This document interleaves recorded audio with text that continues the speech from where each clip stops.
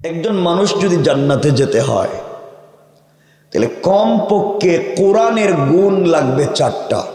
কয়টা? চারটা গুণ যদি কারো ভিতরে থাকে কমপক্ষে ওই বেচারা মরলেই জান্নাতে যেতে পারবে। সুবহানাল্লাহ। তো আসতে বললেন, এতগুলা মানুষ একটু জোরে পড়েন না সুবহান। আমার মুসলমান বন্ধুগণ, গভীর মনোযোগ। আল্লাহ রাব্বুল ইজ্জত ওয়াল জালাল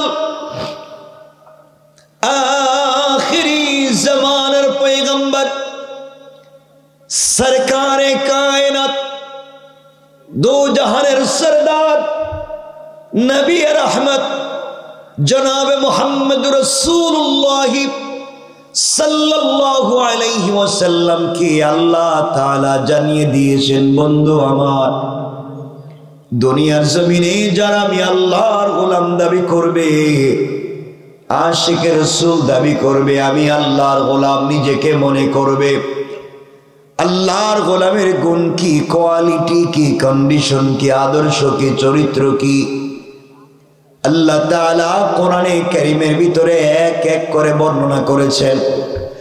আবার আল্লাহ এক নম্বরে বললেন, ওয়া ইবাদুর রাহমানিল্লাযীনা ইয়ামশুনা আলাল আরদি হাওনা।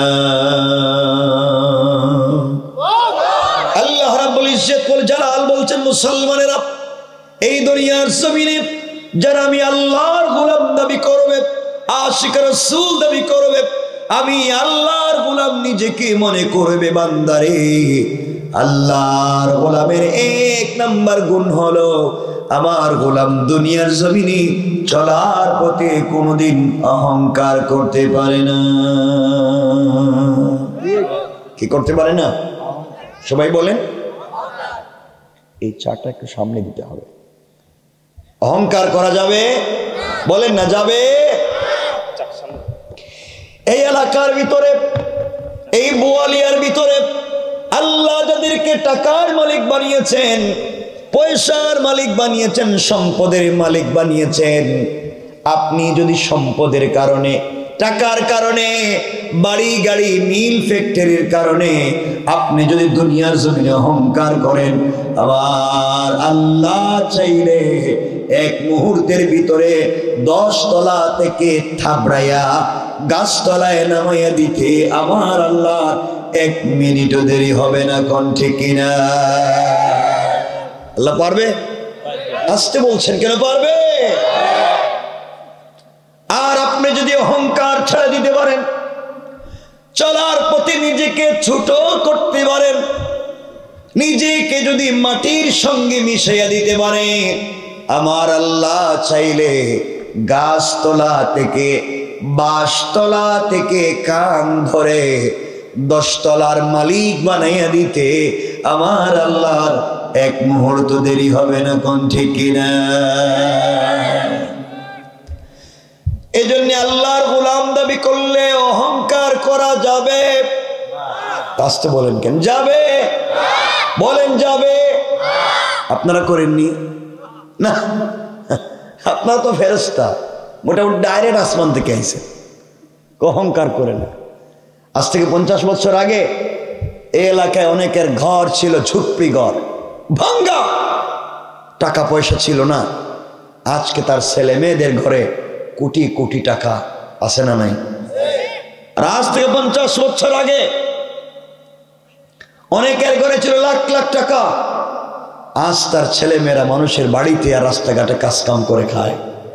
কথা বলেন না কেন? এগুলা নাই? কে করতে পারে? আসতে বলবেন না, জোরে বলেন কে? অহংকার করা যাবে? যাবে না।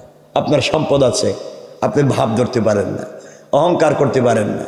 আল্লাহ চাইলে, বেইজ্জত করতে চাইলে আপনার ঘর বাড়ি রাইকাও বন জঙ্গলে রাখতে পারে। কথা বলেন না কেন? এই জন্য অহংকার করা যাবে? যারা ক্ষমতার ধাপড় দেখিয়ে, যারা অন্যায় নোংরামি করে এই সমাজের মানুষকে বিপদগ্রস্ত করেছে, আজ ক্ষমতা আজ কিচ্ছু নাই। এই জন্য ক্ষমতা পেয়ে গেলে নিজেকে বড় মনে করবার কোন যৌক্তিকতা নাই। আল্লাহ যদি বেইজ্জত করে দেশ থেকেও তাড়িয়ে বের করে দিতে পারে। আল্লাহ পারে, আল্লাহ চাইলে বেইজ্জত করতে পারে। আপনি একজনকে ক্যান্টনমেন্ট থেকে এক কাপড়ে বের করে দিবেন, আল্লাহ চাইলে আপনাকে এক কাপড়ে দেশ থেকে বের করে দিবেন, আপনি বুঝতেই পারবেন না। ইজ্জত দেওয়ার মালিক কে? কারো প্রতি কোনো জুলুম করা যাবে না, কারো প্রতি কখনোই কোনো জুলুম করা যাবে না। তাহলে আল্লাহর গোলামের এক নাম্বার গুণ অহংকার করা যাবে, বলেন যাবে? খুব মনোযোগ দিয়ে শুনুন। আল্লাহর গোলামের দুই নাম্বার গুণ আল্লাহ বললেন ওয়াইদা খাতাবাহুমুল জাহিলুনা ক্বালু সালামা।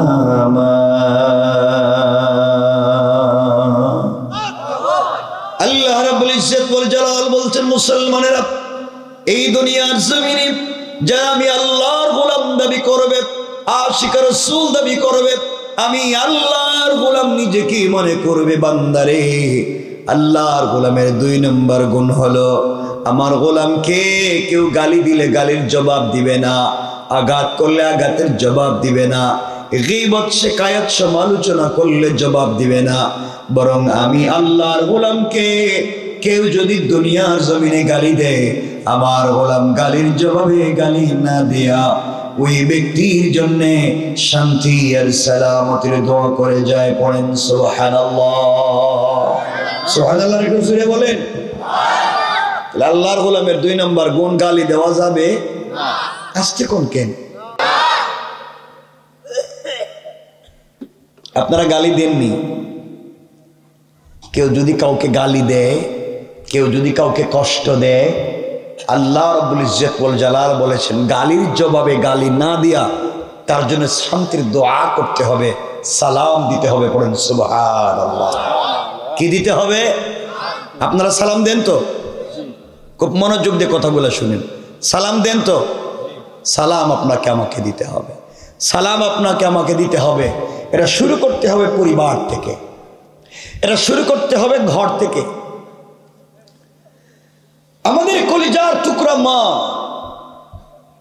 আম্মা জান আয়েশা সিদ্দিকা রাদিয়াল্লাহু তাআলা আনহা, তিনি বলেন আমি আমার জিন্দেগিতে আমার প্রিয়তম স্বামী রাসূল পাক সাল্লাল্লাহু আলাইহি ওয়াসাল্লামকে সালাম দেওয়ার জন্য কত চেষ্টা করেছি জীবনে, কিন্তু আমি আগে রাসূলকে সালাম দিতে পারি নাই, বরং রাসূল পাক ঘরে আসার অনেক দূরে থাকতে তিনি আমাকে সালাম দিতেন। সুবহানাল্লাহ একটু জোরে পড়েন না।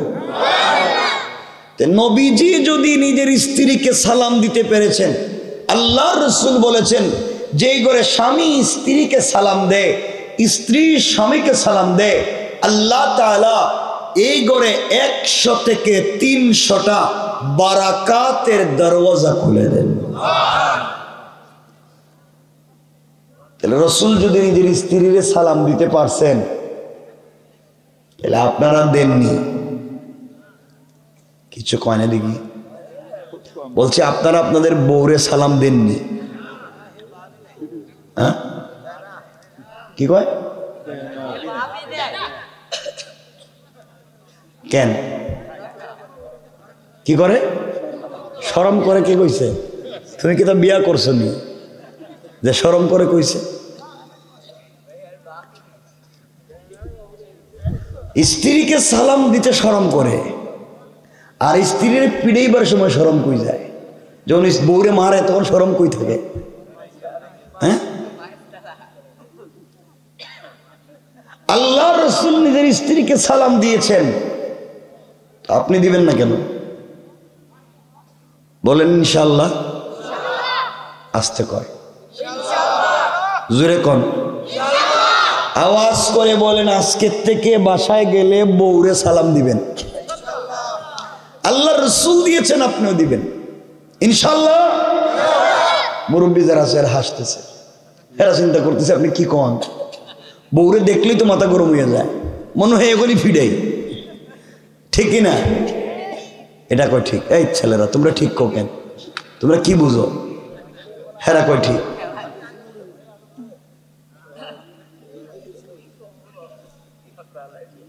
স্ত্রীকে সালাম দিবেন ইনশাল্লাহ। মুরব্বীরা কোন সবাই বলেন যারা বিয়ে করছেন ইনশাল্লাহ জোরে কও। আজকে বাসায় গিয়ে কমপক্ষে একটা সুন্নত আদায় করো, নিজের স্ত্রীর সালাম দিবা।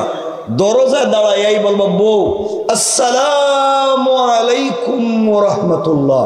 স্ত্রী কো বৌমা মুরব্বীর আজকে কোন ভূতে ধরলো? হ্যাঁ কি কয়? কি পান ঘন ঘন বানায়? পান মানে পান ওই যে খায়, তো ভালোই হলো। পান বানায় দিব, খাইবেন, স্বামী স্ত্রীর মহব্বত বাড়বে। সালাম দিবেন তো ইনশাল্লাহ।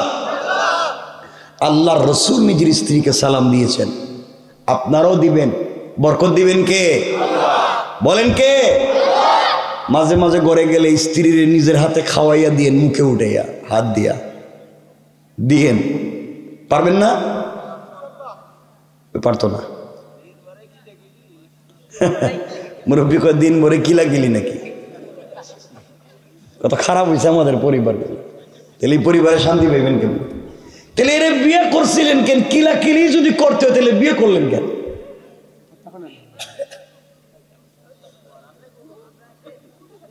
স্ত্রীকে মহব্বত করবেন, ভালোবাসবেন, মাঝে মাঝে নিজের হাতে মুখে উঠে খাওয়াইয়া দিবেন, এটা সুন্নত। পারবেন তো ইনশাল্লাহ? সালাম দিবেন তো ইনশাল্লাহ? বলেন ইনশাল্লাহ। ওয়াজ শুনবেন কিন্তু আমল করবেন না, তা তো হইতে পারেন না। আল্লাহ রসুল যা করেছেন আপনারা তাই করবেন। জোয়ানেরা যারা এখনো বিয়ে করো নাই, তোমরা তো মোটামুটি প্র্যাকটিস শুরু করে দিও। কি কয় মুরব্বী? মানে বুঝি না কথা। মেয়েদের কি আপনারা হেদায়েত হইলে তো বউ ঠিক হয়ে যায়। আপনি বউরে বানাই দিয়েছেন ঘরের কামলা, সারাদিন কাজ করাইবেন, রান্না, ঘর মুসাফ, বকরি, ছাগল, হাঁস, মুরগ সব স্ত্রীর দেখবেন, আবার বছরে বছরে বাচ্চা একটা সাপ্লাই দিবেন। এটা কোথায় পাইছেন এগুলো আপনি? হাদিসে তো আছে ঘরের সব কাজ করবেন আপনি, রান্নাও করবেন আপনি। তাহলে এখন উল্টা যদি ওয়াশ করে দিতে, বউরে রান্না করে খাওয়াই দিব, কিন্তু এই ওয়াশ করে দিন। এর জন্য কমপক্ষে সালামটা দেন। বলেন ইনশাআল্লাহ। আজকে থেকে সালাম দিবেন, নাহলে কিন্তু ওয়াজ উল্টাই দিন। বউ বসে থাকবো, আপনি খাওয়াই দিব। হ্যাঁ মেলায় ঘুরে আপনি এখানে এসেছেন, বউ এখানে ঘুরে কেন? হেরে ওয়াজে নিয়ে আইলেন নাকি? আল্লাহ আমাদেরকে হেফাজত করুক, বলেন আমিন। পরিবারে যদি স্বামী স্ত্রীর মিল না থাকে, একে অপরের প্রতি বোঝাপড়া যদি না থাকে, সম্মান যদি না থাকে, কসম এই পরিবার থেকে ভালো সন্তান আশা করা যাবে না। এই পরিবার থেকে ভালো মানুষ আসবে না।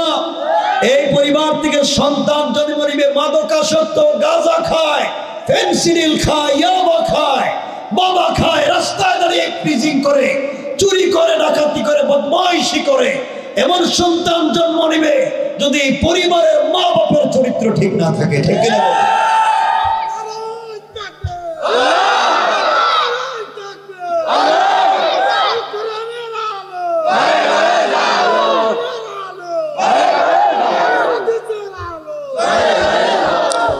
আপনারা শুধু ওয়াজে আসলে বলেন হুজুর, আপনারা ওয়াজে আসলে বলেন হুজুর, সন্তানদেরকে বলেন মা বাপের খিদমত করতে। তো সন্তান মা বাপের খিদমত করবো কেন? কেন সন্তান মা বাপের খিদমত করবে সেই ওয়াজ করতে হবে? আর সন্তান জন্ম নেওয়া থেকে নিয়ে বড় হওয়া পর্যন্ত সন্তানের কতগুলো হক ছিল সেগুলো কি আদায় করছেন? সন্তানের উপরে যে হক আর অধিকার ছিল ওগুলো যদি ঠিকমতো আদায় করতেন, তাহলে সন্তান বড় হয়ে আপনার হক আর অধিকার আদায় করতো। ঠিক কিনা বলেন? আপনি সন্তানের হক আদায় করেননি, বিয়ের আগে উত্তম স্ত্রী নির্বাচন করেননি, স্ত্রীর পেটে আপনার সন্তান যাওয়ার পরে হালাল খাননি, হালাল খাওয়াননি, চুরি করেছেন, ডাকাতি করেছেন, আরেকজনের পুকুর থেকে মাছ চুরি করে বউরে খাওয়াইছেন, আরেকজনের বাগান থেকে মূলা লাউ সব চুরি করে খাওয়াইছেন, তাহলে এই সন্তান তো ভালো হওয়ার কোনো সম্ভাবনা নাই, ঠিক কিনা বলেন? সন্তান পেটে যাওয়ার পরে আপনি বাজারে ব্যবসা করেন, ওজনে কম দিয়েছেন, আপনি 2 নম্বরে ব্যবসা করেছেন, ওগুলা দিয়ে স্ত্রীরে খাওয়াইছেন, এই রক্ত দিয়ে সন্তান তৈরি হয়েছে। সন্তান জন্মের পরে সন্তানের ডাইন কানে আজান, বাম কানে ইকামত দেওয়ার কথা ছিল, আপনি তাও দিলেন না। সন্তানের জন্য চমৎকার একটা নাম রাখবার কথা ছিল, সন্তানের নাম রাখছে বল্টু। তো ওই সন্তান ভালো হইব কেমনে? তা আপনি সন্তানের হক আদায় করেননি, সন্তানও আপনার হক আদায় করবে না। আপনারা খুঁজে দেখেন, এই বাংলাদেশে একজন মসজিদের ইমাম মুয়াজ্জিন খাদেম, একজন ইমাম মুয়াজ্জিন খাদেম তাদের মা বাপকে বৃদ্ধাশ্রমে পাবেন না, কিন্তু কলেজ ইউনিভার্সিটিতে পড়েছে, পিএইচডি করেছে, বড় বড় চাকরি করে, সিও কোম্পানির, তাদের মা বাপকে দেখবে বৃদ্ধাশ্রমে পড়ে আছে, ঠিক কিনা বলে? ওদেরকে পড়িয়েছেন কিন্তু মানুষ বানাতে পারেননি, এটা মা বাপের ব্যর্থতা। আজ বৃদ্ধ বয়সে আপনাকে বৃদ্ধাশ্রমে থাকতে হচ্ছে, সব আছে, রিটায়ারমেন্টে যাওয়ার পরে আপনাকে বৃদ্ধাশ্রমে থাকতে হচ্ছে, নিজের বাড়িতে থাকতে পারতেছেন না। এর একমাত্র কারণ আপনি ব্যর্থ পিতা, আপনি ব্যর্থ মাতা, সন্তানকে উপযুক্ত দ্বীনি পরিবেশে বড় করতে পারেননি। আমার কথা কি বুঝতে পেরেছেন? আপনাদের কষ্ট হচ্ছে? বসে আছেন, ভালো কথা, একজন উঠবেন, আমি মনে করব আপনি গাঁজা ফেন্সিডি নিয়ে আপনার ব্যবসা করেন, নাহলে আপনি ওজনে কম দেন, নাইলে আপনি মসজিদে 100 টাকা মাই রেখেছেন, নাইলে আপনি বউরে পিডান, মানে একটা না একটা আছে আপনি করছেন, এটা আমরা কইয়া দিন, এজন্য উঠতে পারবেন না। উঠলেই কম আপনি এই কাম করছেন। এখন উঠেন, কইম আপনি কোনটা করছেন, খন উঠতে পারবেন না। আমার মন চায় আপনাদের কাছ থেকে আজকে একটা ওয়াদা নেই যে আজকের পর থেকে আর এই বিড়ি সিগারেট টানবেন না। বিড়ি চুষে চুষে বিড়ি টানে, বিড়ি টানে, মসজিদে যায়, তাহাজ্জুদে পড়ে, কিন্তু তাহাজ্জুদের সালাম ফিরি বিড়ি দৌড়াইয়া দিছে। আল্লাহ কি তারা শয়তান? ঘটনা কি? এতক্ষণ দেখলাম তাহাজ্জুদ পড়তেছস, সালাম ফিরি এটা কি দৌড়াইছস? কথা বলেন না কেন? আগামী কালকে রোজা রাখবে উনি, সেহরি খাচ্ছে, সেহরি খাবার শেষ করেই বিড়ি দৌড়াইয়া দিছে, সিগারেট দৌড়াইয়া দিছে। শয়তান কাল্লা ঘটনা কি দেখেন তো? ও তো রোজা রাখবে কালকে, কিন্তু এখনই তো ধরাইয়া দিছে জাহান্নামের জিনিস। কথা বলেন না কেন? কেন ওইটা খান? এখানে বসেছেন সবাই কত ভালো মানুষের মতো, কিন্তু পকেটে খবর নিয়ে দেখেন শুধু বিড়ি সিগারেটের অভাব নাই। কথা বলেন, এগুলা খান কেন? কিচ্ছু কয় না। কি কইছে? নেশা। এটা ভয়ঙ্কর হারাম জিনিস। নেশা হইলেই তো হারাম, নেশা জিনিসটাই তো হারাম। অনেক লোক আছে ইফতারের সময়, মানুষ ইফতারের জন্য অপেক্ষা করতেছে, আজান হবে, ইফতার করবে, হ্যাঁ আজান হওয়ার সাথে সাথেই সিগারেট ধরাই দিচ্ছে, কারণ তার এই যে সিগারেট খাইতে পারতেছে না, টেনশনে দিন শেষ। তাহলে রোজা দিয়ে লাভ কি? আল্লাহ এগুলা থেকে হেফাজত করো, জোরে বলেন আমি। আজকের থেকে কি বিড়ি খাওয়া বাদ দিবেন? বিড়ি সিগারেট বাদ দিবেন? হ্যাঁ হ্যাঁ, আগে খাইতে এখন খায় না। শোনেন, কথা বলেন না। আল্লাহ আমাদেরকে হেফাজত করুক, বলেন আমিন। এই জন্য পরিবারকে সুন্দর করেন, স্বামী স্ত্রীর সাথে চমৎকার সম্পর্ক করেন। আল্লাহর রসুলকে ভালোবেসে থাকলে রসুল পরিবারে যে আদর্শ প্রতিষ্ঠা করেছেন, আপনাকে আমাকে সে আদর্শ প্রতিষ্ঠা করতে হবে। স্ত্রীর সাথে সুন্দর কথা বলেন। আপনি রাস্তায় বেরিয়া বন্ধু বান্ধবের সাথে কত সুন্দর আচরণ করেন, কত ভাব জন্মায় কথা বলেন, কিন্তু ঘরে যাওয়ার পরেই মনে হয় আল্লাহ এটা কি দা, এটা মানুষ না বাঘ? কথা বলেন না কেন? ঘরে যাওয়ার পরেই চেঞ্জ হয়ে যায়। যে আল্লাহর ওয়াস্তে আপনি আমানত ঠিক রাখেন। আর মা বোনদেরকে বলছি, অনেক মা বোনেরাও খারাপ হয়ে গিয়েছে। স্বামী বিদেশ থেকে টাকা পাঠায়, রাত দিন কাদার মতো কাজ করে, ঈদের দিন পর্যন্ত কাজ করে, রাত্রে না ঘুমাইয়া আবার ডিউটিও করে, আর ওই টাকা দিয়ে বেচারার বউ দেশে আরেকজনের সাথে প্রেম করে। ঠিক কিনা করে বলেন? এগুলা নাই সমাজে? শেষ, সমাজ শেষ। টাকা পয়সা নিয়ে দৌড়ায়, টাকা পয়সা নিয়ে জায়গা আহা, সমাজ কত নোংরা হয়ে গিয়েছে। চিন্তা করেন এই পরিবারে দিন না থাকলে কি হতে পারে। এজন্য আল্লাহর ওয়াস্তে মায়েদেরকে, বোনদেরকে বলছি, আমানত নষ্ট করবেন না। ছেলেদেরকে বলছি, ভাই যারা বিয়ে করো নাই, বিয়ে তো করো না, এটা ভালো কথা, কিন্তু প্রেম তো 2 সাইডটা করছো, ঠিক কিনা? ঠিক করছি কাটারি? ওটার একটু হাতটা দেখতাম যে আমি এই কামলা, দেখি তো কে না, দেখান একটু হাতটা যে ঠিক কইছেন। হ্যাঁ কই ঠিক, মানে হে 5-6টা কাম সেরে লইস। চিন্তা করি আমাদের কেমন খারাপ হইলে চলবে না। এই জন্য মনে রাখবেন, বিয়ের আগে প্রেম করছে 10টা, আর বিয়ের সময় মেয়ে খুঁজে রাবিয়া বছরের মতো। কথা বলেন না কেন? বিয়ে করছে যারা, হে কয় না আমার জীবনে প্রেম দূরের কথা, কোনো ছেলের হাতই ধরি নাই। হে মনে মনে চিন্তা করে, আল্লাহ আমি যে কত শয়তানি করছি, বউ একটা পাইছে একবারে পাক্কা পরেশগার, আর শয়তান কইতেছে আল্লাহ বউ যেটা কইছে এটা একবারে ডাইরেক্ট মিথ্যা কথা কইছে। কারণ আল্লাহ কোরআনে বলছেন অপবিত্রের জন্য অপবিত্র। আল্লাহ কোরআনের আয়াতে ডাইরেক্ট বলছেন অপবিত্রের জন্য অপবিত্র, পবিত্রের জন্য পবিত্র। তুমি 10টা প্রেম করে একটা ভালো মেয়ে পাইতে চাও, আর তুমি যে মেয়েরে বিয়ে করছো মনে করছো ভালো, আসলে ভুয়া কথা। রব বলেছেন তুমি যেমন যেটারে বিয়ে করছো এটা তোমার চাইতে কম না। কথা বলেন না কেন? এটা মিথ্যা কথা বলতেছে। অনেক বোন আছে ইউনিভার্সিটিতে পড়বার সময়, কলেজে পড়তে বিয়ে প্রেম করছে 10টা, আর বিয়ের সময় খুঁজে একবারে পরেশগার, একবারে সাজালাল। কথা বলেন না কেন? তো হবে না তো, আপনি যা করছেন সেম পাবেন, এটাই কোরআন। আপনি যেভাবে ছিলেন সেভাবেই পাবেন, এটাই। মাঝে মাঝে যদি দেখা যায় চেঞ্জ হয়ে গেছে, একটা ভালো মানুষ খারাপ মেয়ে পেয়ে ফেলেছে, এটা খারাপ, এটা ভালো মেয়ে খারাপ ছেলে পেয়েছে, রব বলেছেন ওয়ামতাহানাল্লাহু কুলুবাহুম লিত্তাকওয়া, আমি মাঝে মাঝে এইভাবে পরীক্ষা নিই। কি করেন?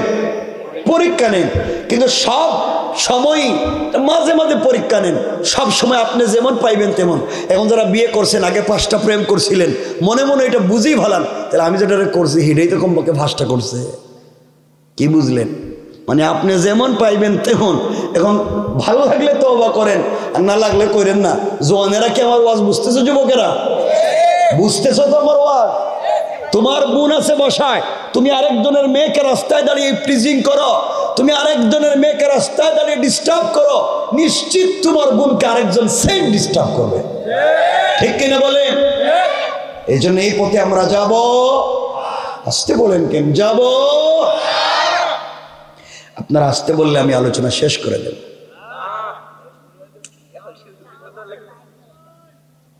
যেটা আল্লাহর গোলামের 2 নম্বর গুণ, গালি দেওয়া যাবে না। কেউ যদি গালি দেয় তার বিনিময়ে শান্তির দোয়া করব, সালাম দিব, পড়েন ইনশাআল্লাহ। বসে রয়েছেন ভালো, উঠলে কি হে কারবার আপনি করেন, উঠবেন না। আল্লাহর গোলামের 3 নম্বর গুণ, আল্লাহ বলছেন ওয়াল্লাযীনা ইয়াবিতুনা লিরাব্বিহিম সাজ্জাদান ওয়া কিয়ামা। আল্লাহ রাব্বুল ইজ্জত ওয়াল জালাল বলছেন, মুসলমানেরা এই দুনিয়ার জমিনে যারা আমি আল্লাহর গোলাম দাবি করবে, আশিকের রাসূল দাবি করবে, আমি আল্লাহর গোলাম নিজেকে মনে করবে, বান্দারে আল্লাহর গোলামের 3 নম্বর গুণ হলো, আমার গোলাম বিপদে পড়ে গেলে রুকু করবে আমার পায়ে, আমার গোলাম বিপদে পড়ে গেলে সিজদা করবে আমার পায়ে, সুজদা ওয়া কিয়ামা, সিজদা আমার জন্য, রুকু আমার জন্য। সুতরাং আজকালকে যারা আল্লাহর পা ছাড়া পীরের পায়ে সিজদা করে, মাজারে মাজারে গিয়ে সিজদা করে, আল্লাহর কসম তারা কোনোদিন পূর্ণাঙ্গ আল্লাহর গোলাম হতে পারে না, ঠিক কিনা বলেন? অনেক লোক আছে আল্লাহর কাছে বাচ্চা নাচেয়া চাই গে মাজারে, কথা বলেন না কেন? চাই গে পীরের কাছে চায়, তো পীরে তোমারে কি দিব? হেরি তোর কিছুই নেই। এখন দেখতেছি মাঝে মাঝে শুনি ল্যাংটা পীর, কি পীরের অভাব নাই নাকি? তো ল্যাংটা এটা পীর হইব কেমনি? ল্যাংটা হে পীর হইল কেমনি? এর তো সবকিছু দেখা যায়। এটা ভদ্র, একটা ভদ্র মানুষ আল্লাহর চিনে নামাজ পড়ে, এই লোকের কাছে আপনি যান না যে গাঁজা খায়, গাঁজার গন্ধে শয়তান এলাকা দিয়ে যায় না, হেরে বানাইছে পীর। কথা বলেন না কেন? এগুলো সমাজে আছে না নাই? আপনারা এগুলো করেননি কেউ?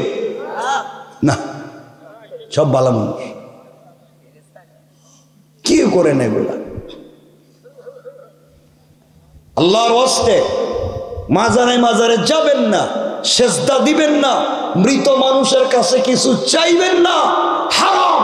রব বলেছেন ইন্নাহু মান ইউশরিক বিল্লাহ, যারা আল্লাহর সঙ্গে শরীক করলো, আল্লাহ ছাড়া অন্যের কাছে কিছু চাইলো, আল্লাহ বলছেন ফাকাদ হারামাল্লাহু আলাইহিল জান্নাহ, তার জন্য জান্নাত হারাম, ওয়া মাওয়াহুন নার, তার অরিজিনাল ঠিকানা জাহান্নাম, ওয়া মা লিয-যালিমিন মিন আনসার, কিয়ামতের দিন তার জন্য কোনো সাহায্যকারী নাই। আল্লাহ হেফাজত করুক, বলেন আমিন। একটু জোরে বলেন না আমিন।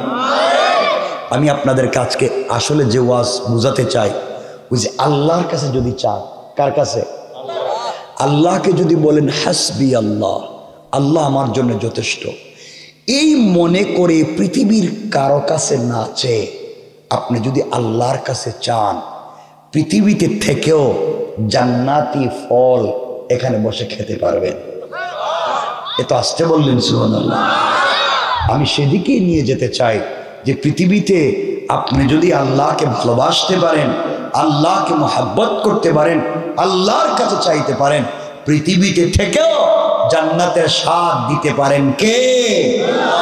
কিন্তু আজকালকে দেখা যায়, আমরা তো রাস্তাঘাটে যা শুরু করছি এখন এই বর্তমান সময়ে, গ্রামগঞ্জে চুরি ডাকাতি হামলা মামলা শয়তানি সব ভরে গেছে। কথা বলেন না কেন? এখন তো আর জানেননি, এখন হুজুররা ওয়াজ করে যায়, উলামায়ে কেরাম সারা দেশে মাঠে ময়দানে কথা বলেন, রাত্রবেলা কথা বলে যখন তারা যার যার নিরের দিকে ফিরতে থাকেন, যার যার বাসার দিকে যেতে থাকেন, গভীর রাত্রে পরিকল্পিতভাবে অনেক উলামায়ে কেরামের গাড়িকে অ্যাক্সিডেন্ট ঘটানো হয়। অনেক উলামায়ে কেরামকে পরিকল্পিতভাবে মেরে ফেলবার জন্যে তার গাড়িকে আঘাত করা হয়, অ্যাক্সিডেন্ট ঘটানো হয়। যেভাবেই হোক ময়দান থেকে একজন আলিমকে সরিয়ে দেওয়া। আরো পরিকল্পনা হচ্ছে, এটা বাস্তব, যাই না শুনে বলতেছি, কিছু লোক রাস্তায় বসেই থাকে শুধু হুজুরদের গাড়ি টার্গেট করে ডাকাতি করার জন্য। কথা বলেন না কেন? এখন গাড়িতে আগে শুনতাম ডাকাতি করতো, আমরাই তো কত আক্রমণের শিকার হয়েছি। গাড়ির চাক্কার নিচে ওই যে লোহা দিয়া পেরেক দিয়া কাঠ ফেলে দিত যেন চাকার পাম্প চলে যেত, গাড়ি থেমে যেত, তারা ডাকাতি করতো। আগেগুলা করতো, মাঝে মাঝে রড দিয়া গ্লাসে আটকে টান দিত, এইভাবে তারা করতো। এখন দেখতেছি আধুনিক ডিজাইন তারা বাইর করছে, এখন ডিম মারে, ডিম কি দেয়? ডিম মারে। তো ডিম যদি গ্লাসে দেয় আর গ্লাসের উইপার যদি চালায়, তো পুরো গ্লাস তো ডিমের কুসুমে সাদা হয়ে যায়, গাড়ি তো আর দেখবেও না, চালাইতেও পারবে না। চিন্তা করলেনি আপনার? এইভাবে এখন ডাকাতি শুরু হয়েছে হুজুরদের গাড়ি আটকায়া। এখন এমন চান্দাবাজি এই দেশে জুলাই আগস্টে বিপ্লব হয়েছে ফ্যাসিস্ট চান্দাবাজদেরকে বন্ধ করার জন্য। আর এখন দেখা যায়, আগে একজন চান্দাবাজি করতো, এখনো চান্দাবাজি করে, চান্দা আগের মতোই আছে, ডাকাতি আগের মতোই আছে, চুরি চিন্তা আগের মতোই আছে, শুধু মানুষটা পরিবর্তন হচ্ছে। ঠিক কিনা জোরে বলেন না কেন? শুধু মানুষ পরিবর্তন হয়েছে, কাম আগের মতোই চলতেছে।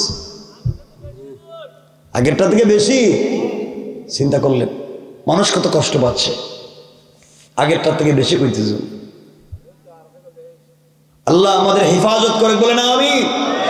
আজকালকে যারা টার্গেট করে উলামায়ে কেরামদের গাড়ি ডাকাতি করে, উলামায়ে কেরামদেরকে হেনস্থা করে, হামলা মামলার শিকার করে, ডিম মেরে গাড়িতে ডাকাতি ছিনতাই করতে চায়, অ্যাক্সিডেন্ট ঘটাইয়া মেরে ফেলতে চায়, ওই সমস্ত যারা করে, বলে রাখবেন এই দেশ মুসলমানদের দেশ, আলিম উলামার দেশ, পীর বুজুর্গের দেশ, ওলি আব্দালের দেশ, গৌস কুতুবের দেশ, মাদ্রাসা মসজিদের দেশ, আযান ইকামতের দেশ, কোরআন সুন্নাহর দেশ, ইসলামী আন্দোলনের কর্মীর দেশ।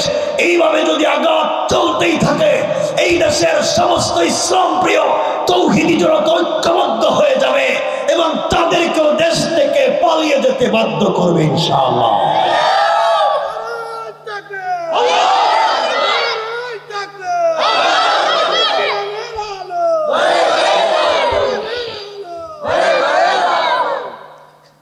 আমার কথা কি বুঝতে পারতেছেন আপনারা? আল্লাহর গোলামের 2 নম্বর গুণ, সেজদা দিব কার পায়ে? বলেন না কার? আল্লাহর পায়ে যদি সেজদা দিতে পারে, কথা খুব মনোযোগ দিয়ে শুনেন, লম্বা না, আমরা শেষ করব। আল্লাহর পায়ে যদি সেজদা দেন, আপনি কি চাইবেন? আপনার একটা বাড়ির দরকার, আপনার একটা গাড়ির দরকার, আপনার পয়সার দরকার, এই তো? বলেন না কি এই তো? দুনিয়ায় কি দরকার? একটা গাড়ি হইলেই তো হয়, একটা বাড়ি হইলে হয়, সুন্দর একটা গাড়ি, সুন্দর একটা বাড়ি, সুন্দর একটা বউ, ঠিক কি না? মুরব্বীরা কইতেছে ঠিক। তোমরা কি হয়েছে? মুরব্বীরা কি আবার বিয়ে করবো নাকি? হেরা ঠিক কইতেছে। আমি তো জোয়ানদেরকে কইতেছি, হেরা তো কিছু কই না। সুতরাং এই সময় আমরা যদি আল্লাহর কাছে চাইতে পারি, রব বলেছেন তোমরা আমার কাছে শুধু চাও, আমি কথা দিলাম তোমরা আমার কাছে হাত উঠাইবে, সাথে সাথে দোয়া কবুল করে নেবে। এই কথাটা সংক্ষেপ করে আমি হযরতে ফাতেমা রাদিয়াল্লাহু তাআলা আনহার জিন্দেগির থেকে চমৎকার একটা ঘটনার দিকে আপনাদেরকে নিয়ে যাই, যে আল্লাহর কাছে চাইলে কেমনে আল্লাহ পৃথিবীতে দিতে পারেন। মনোযোগ দিয়ে শুনেন আমার মুসলমান বন্ধুগণ, গভীর মনোযোগ।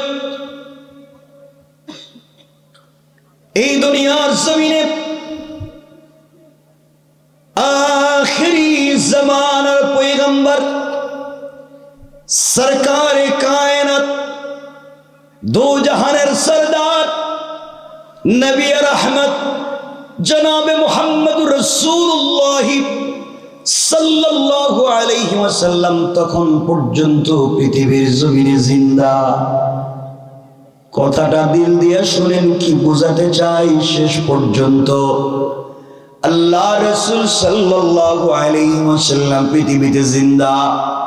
তার কলিজার টুকরা মেয়ে, আল্লাহ যাকে জান্নাতি মহিলাদের নেত্রী বানিয়েছিলেন, হযরতে ফাতেমা রাদিয়াল্লাহু তাআলা আনহা তখন পর্যন্ত ছোট, এত বড় হয়ে যান নাই। চলার পথে এলাকার এক ইহুদির মেয়ের সঙ্গে তার বন্ধুত্বের সম্পর্ক হয়ে গেল, ইহুদির মেয়ের সঙ্গে তার বান্ধবীর সম্পর্ক হয়ে গেল। ওই মেয়েটা প্রতিদিন ফাতেমার কাছে আসে, বিকেল বেলা চলে যায়, সারাদিন মেয়েটা হযরতে ফাতেমার কাছে থাকে, তার চরিত্র সম্পর্কে জানে, ফাতেমার আদর্শ দেখে কেমন তার চরিত্র, কেমন তার কথাবার্তা, কেমন তার আমানতদারি, এই মেয়েটা এগুলো ফলো করে। এইভাবে একদিন, 2 দিন না, অনেকগুলো বছর চলে গিয়েছে। ওই মেয়েটা ফাতেমার কাছে আসে, ফাতেমার চরিত্র দেখে অভিভূত হয়ে গিয়েছে, মেয়েটা পাগল হয়ে গিয়েছে। কিন্তু তখন পর্যন্ত মেয়েটা মুসলমান হয় নাই। ওই মেয়েটা একদিন তার বাবার কাছে গিয়েছে, বাবার বাড়িতে গিয়েছে। তার বাবা ইহুদি ডাক দিয়া বলেছে, মেয়ে আমার, তুমি আমার কাছে এসেছো মা, তোমাকে আমি বাবা একটা কথা বলতে চাই। কয়েক মাস থেকে বলবো বলবো মনে করছি, কিন্তু বলতে পারি না। ইহুদির মেয়ে বলছে, আব্বা জান, আপনি কি বলতে চান আমার কাছে খুলে বলুন। ইহুদি ডাক দিয়া বলছে, মেয়ে আমার, তোমার বয়স হয়ে গিয়েছে মা, আমি তোমাকে বিয়ে দিতে চাই। তোমার জন্যে আমি এই সমাজের, এই দেশের এক বিশিষ্ট শিল্পপতি ইহুদির ছেলেকে নির্বাচিত করেছি। ছেলেটা যেমন পয়সাওয়ালা, ছেলেটা যেমন টাকাওয়ালা, ছেলেটা তেমন দেখতেও সুন্দর, আমি তোমাকে বিয়ে দিতে চাই। বলো না মা, তুমি কি বিয়েতে রাজি? ইহুদির মেয়ে ডাক দিয়ে বলছে, আব্বা জান, আপনি আমাকে বিয়ে দিতে চান বাবা, বাবা হিসাবে আপনি আমার জন্য ছেলেটি করেছে, আমি আপনাকে না বলতে পারলাম না। ও বাবা, আমার পুরো লাইফের ডিসিশন, আমার লাইফের সিদ্ধান্ত, আপনি আমাকে বলছে আমার জন্য চমৎকার ছেলে নির্বাচন করেছেন। ও বাবা, আপনি আগামীকাল সন্ধ্যা পর্যন্ত আমাকে সময় দিন, আগামীকালকে বিকেলের আগে আগে আপনার কাছে ফাইনাল সিদ্ধান্ত জানাইয়া দেব। ইহুদির মেয়েটা বাবার কথাগুলো শুনে পৃথিবীর কারো সঙ্গে পরামর্শ করল না, পৃথিবীর কারো কাছে যায় নাই। মেয়ে মনে মনে চিন্তা করে, আমার বাবা আমার জন্য ছেলে ঠিক করেছেন, নিশ্চয় বাবারা তো কখনো খারাপই চায় না, বাবারা তো মেয়েদের ভালোই চায়। কিন্তু আমার মন বলছে আমি বিয়েতে রাজি হব কিনা। এই পরামর্শ আমার বাবার চাইতেও আমানতদার। আমি ফাতেমাকে পেয়েছি, মুহাম্মদের মেয়ে, মুসলমান, আমি তো ইহুদি। আমার মন বলছে তার কাছ থেকে যদি কোনো পরামর্শ নেই তাহলে সে আমাকে কোনো ভুল পরামর্শ দিবে না। কোন সুবহানাল্লাহ! কি বিশ্বাস, কি চরিত্র তৈরি করছেন, আমাদের কিভাবেই তৈরি করা দরকার। ওই মেয়েটা হযরতে ফাতেমার কাছে গিয়েছে, ডাক দিয়া বলেছে, বোন আমার, আমি তোমার কাছে এসেছি, আমার জীবনের ফাইনাল সিদ্ধান্ত তোমার কাছ থেকে নিতে চাই। ফাতেমা বলছেন, বোন রে, আমি তোমাকে কি সিদ্ধান্ত দিব? আমি মুসলিম, তুমি ইহুদি। মেয়ে বলছে, ফাতেমা, দীর্ঘ 8-10 বছর তোমাকে আমি চিনি। এই চিনা জানার ভিতরে তোমার কাছে যত মানুষ পরামর্শের জন্য এসেছে, কাউকে ভুল পরামর্শ দেও নাই, কাউকে কোনোদিন খারাপ কথা বলো নাই, কাউকে কোনোদিন আমানত নষ্টের কথা বলো নাই। চমৎকার চমৎকার পরামর্শ দিয়েছো। বোন রে, আজ আমি তোমার কাছে এসেছি, আমার বাবা আমাকে বিয়ে দিতে চায়। ফাতেমা বললেন, এটা তো খুশির খবর। মেয়ে বলতেছে, ফাতেমা, আমার বাবা এই জমানার সব থেকে বড় শিল্পপতির ইহুদির ছেলেকে আমার জন্য পাত্র নির্বাচন করেছে। আমি কারো কাছে পরামর্শ মেনে নেব। তুমি যদি বলো বিয়েতে রাজি, আমি রাজি। তুমি যদি বলো বিয়েতে রাজি না, আমি রাজি না। ফাতেমা বললেন, বোন রে, তুমি ইহুদি, আমি মুসলিম, তোমার পার্সোনাল লাইফে আমি কেমনে কথা বলতে পারি? মেয়ে বলতেছে, ফাতেমা, এই পৃথিবীতে আজ পর্যন্ত তোমাকে দেখলাম না কাউকে ভুল পরামর্শ দিতে। আমার মন বলছে তুমিও আমাকে চমৎকার পরামর্শ দিবা। ফাতেমা বলছেন, বোন রে, কোনো বাবারাই চায় না মেয়েরা কষ্টে থাকুক। আমার মন বলছে তোমার বাবা তোমার জন্য যে ছেলে ঠিক করেছে, ওই বিয়েতে রাজি হয়ে যাও, তোমার জন্য কল্যাণ আছে। ফাতেমার সামনে মেয়েটা চোখের পানি ছেড়ে দিয়েছে, ডাক দিয়ে বলছে, ফাতেমা, তুমি আমাকে বলেছো বিয়েতে রাজি হয়ে যাওয়ার জন্য, তোমার কথায় আমি রাজি। তুমি যদি বলো বিয়ে করতে, আমি রাজি। ও ফাতেমা, কিন্তু আমার একটা কথা আছে, আমার একটা বিষয় জানবার আছে। ফাতেমা বললেন, কি জানতে চাও? মেয়ে ডাক দিয়া বলছে, ফাতেমা, আমার জন্য বাবা যে ছেলে ঠিক করে দিয়েছে ওই বিয়েতে আমি রাজি, কিন্তু আমার একটা শর্ত হলো, তুমি যদি আমার বিয়েতে যাও, তুমি যদি আমার বিয়েতে যাও, বিয়ের দিনে আমার পাশে বসে আমার মাথায় হাত বুলাইয়া তুমি যদি আমার জন্য দোয়া করে দেও, আমার জন্য সৃষ্টিকর্তার কাছে কল্যাণ চাও, ও ফাতেমা, আমার চোখে দেখা পৃথিবীর সব থেকে শ্রেষ্ঠ মেয়ে তুমি, আমানতদার মেয়ে তুমি, ভদ্র মেয়ে তুমি, তুমি যদি আমার জন্য সৃষ্টিকর্তার কাছে কল্যাণ চাও, এর চাইতে বড় পাওয়া আমার জীবনে আর হতে পারে না। ফাতেমা ডাক দিয়ে বলছেন, বোন রে, তুমি ইহুদি, আমি মুসলিম, তোমার বিয়েতে কোনোভাবেই আমি যেতে পারি না। মানুষ আমাকে কি বলবে? আমার বাবাকে মানুষ চিৎকারি করবে, গালি দিবে, আমি যেতে পারি না। ইহুদির মেয়ে ডাক দিয়ে বলছে, ফাতেমা, তোমাকে আমার কলিজার থেকে ভালোবেসে ফেলেছি, তুমি যদি আমার বিয়েতে না যাও, তুমি যদি আমার পাশে বসে দোয়া না করো, আমি তোমাকে তো ভালোবাসলাম, তুমি যদি আমার পাশেই বসে আমার জন্য দোয়া না করো, আসমান জমিন ভেঙে যেতে পারে, দুনিয়া ধ্বংস হয়ে যেতে পারে, কিন্তু আমি কোনোদিন তোমাকে ছাড়া, তোমাকে পাশে না বসিয়ে এই পৃথিবীর কোনো ছেলেকে বিয়ে করব না। সুবহানাল্লাহর জোরে জোরে পড়ে। আমার বন্ধুগণ, কষ্ট হচ্ছে? মেয়েটা বাবার কাছ থেকে কথা শুনে পৃথিবীর কারোর সঙ্গে পরামর্শ করলো না, গিয়েছে ফাতেমার কাছে। চিন্তা করেছে ওখানে গেলেই চমৎকার পরামর্শ পাবো, কারণ সে কোনোদিন অন্যায় করতে পারে না।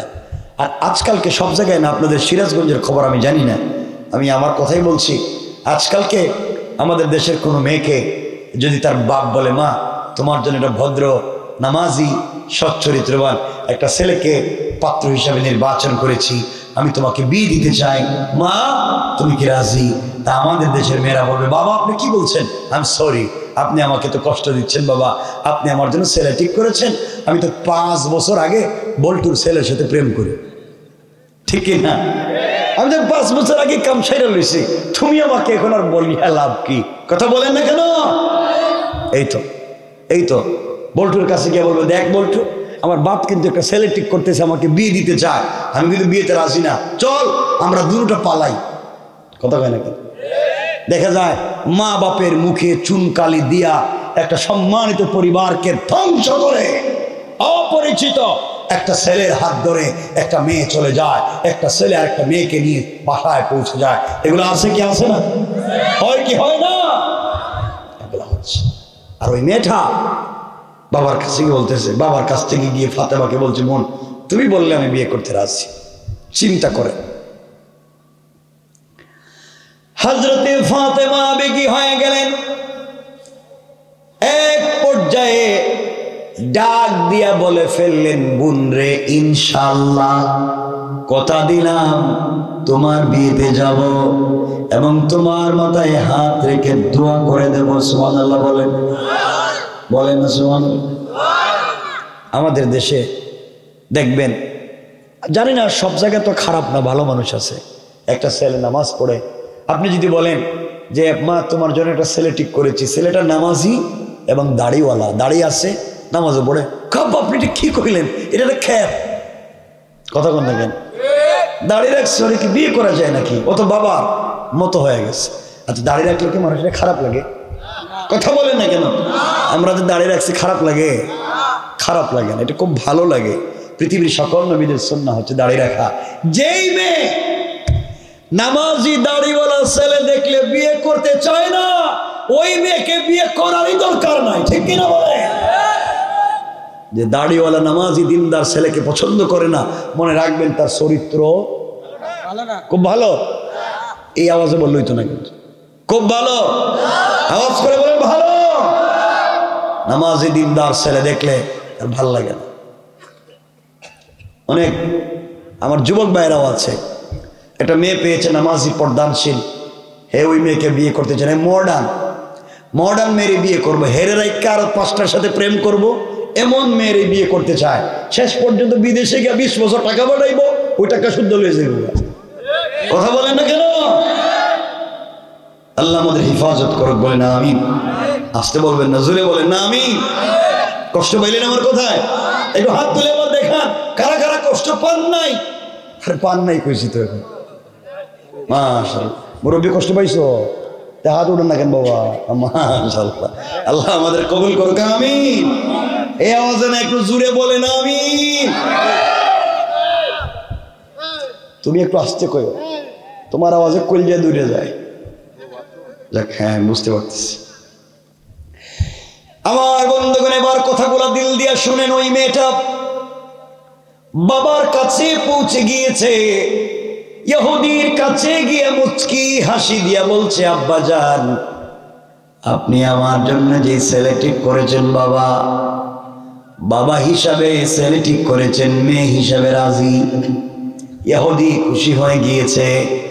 আমার মেয়েকে আমি একটা পাত্রের প্রস্তাব করলাম, আমার মেয়ে রাজি হয়ে গিয়েছে। আমার জীবনে আর কোনো চাওয়া নাই, চাহিদা নাই, একটা মাত্র সন্তান আমার, টাকার কোনো অভাব নাই। মেয়েটা বিয়েতে রাজি হয়ে গিয়েছে, তার চাইতে বড় পাওয়ার আর কিছু নাই। মেয়ে ডাক দিয়ে বলছে, আব্বা জান এমনি এমনি রাজি হই নাই বাবা, আমার একটা শর্ত আছে।